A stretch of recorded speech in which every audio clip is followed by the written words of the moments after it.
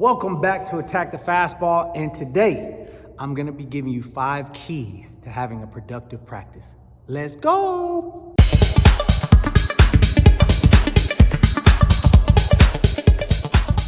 So, have you ever been around someone that is all about, you gotta work hard, it's all about hard work? That's not the end all. I like to say, when we're practicing, we need to work hard at working smart. Someone who's worked smart is someone who has a plan. They understand what they're doing. They understand where they are and they understand where they're going. And a lot of times I see a lot of young hitters, they fail to understand what their true goal, what their destination is at the end of the day for their practice. When we practice, we need to understand what we are working on.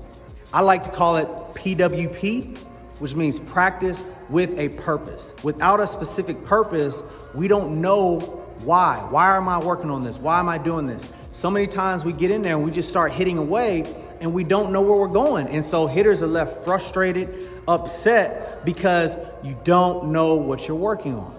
Anytime we're hitting, we never want to give ourselves more than 2 things to work on. When I'm working in a cage, I don't want to work on a whole bunch of things. I don't want to work on 5, 6, 7 different things because it's not. The reality of it is I can't fix a lot of those things all in one sitting. Whenever we go train in the off season, on Mondays we typically have maybe an upper body day, back and shoulders. On Tuesday we maybe do legs. Wednesday we maybe do we focus on hamstrings and quads.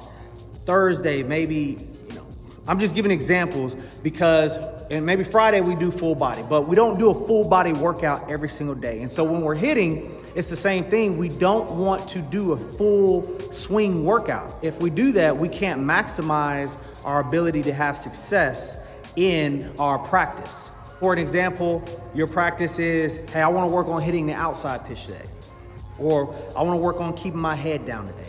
Or I want to work on using my legs better today. I want to work on using my hands better today. Regardless of what you're working on, we need to narrow it down to specifics, 1 to 2 things, no more than 2, because that allows us to maximize our production time when we're practicing. Key number 2, give yourself a target. So in this particular drill, I've given myself the red punching bag as the target. And as you can see, I am missing my target. However, I'm locked in because my misses are still around the target. Having a target allows us to lock in and narrow in our focus to where we can hit specific points. Key number 3, create a routine.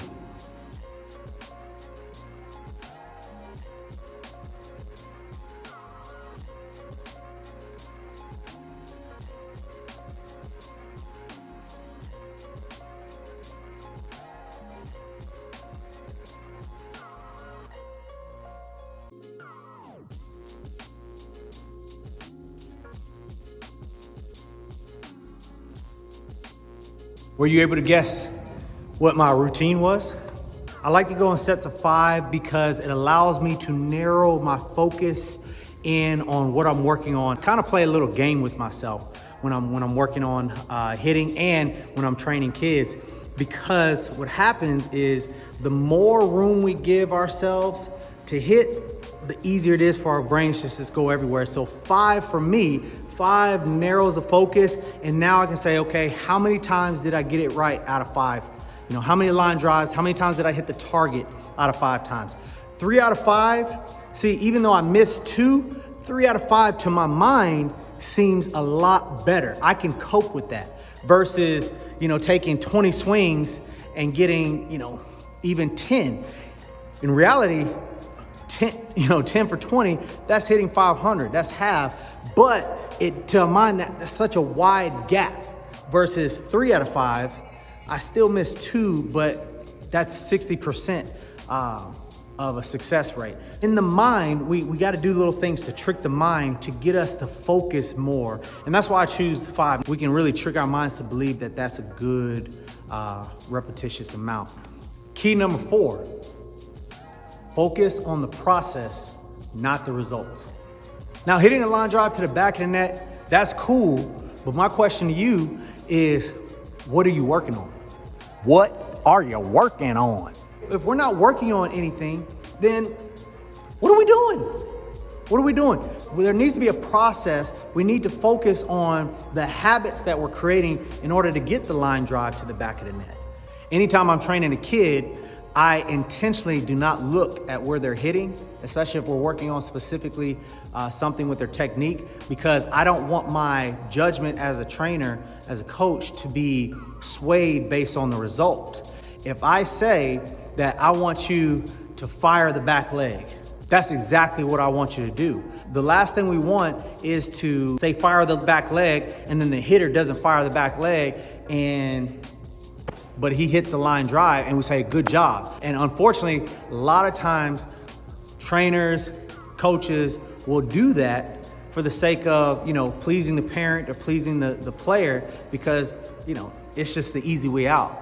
So I intentionally do not look at the back to the back of the cage. If I say, hey, we're working on firing that back leg, then even if sometimes what happens is you pop the ball up, but if you fire the back leg, I ask the kid, hey, did you do what I asked you to do? They say, yeah, well, that's a good rep. Key number 5, make every rep as game-like as possible. Remember this, anytime that we are practicing, we want to get as close to game ready as possible, because we have to get our mind and we have to get our body ready for the game so that when we transition into the game, it doesn't feel that much different.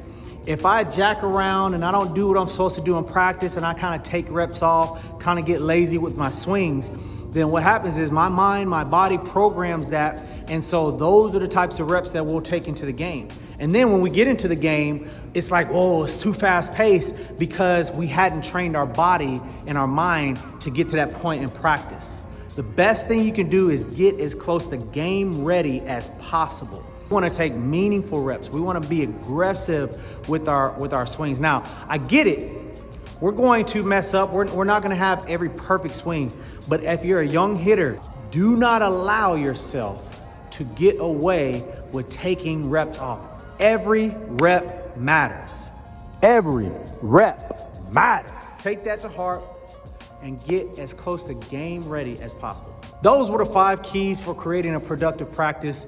Don't forget to like, subscribe, and share this message. Click the notification bell so you're notified anytime I post a video or message. Until next time, see you when I see you. Peace out.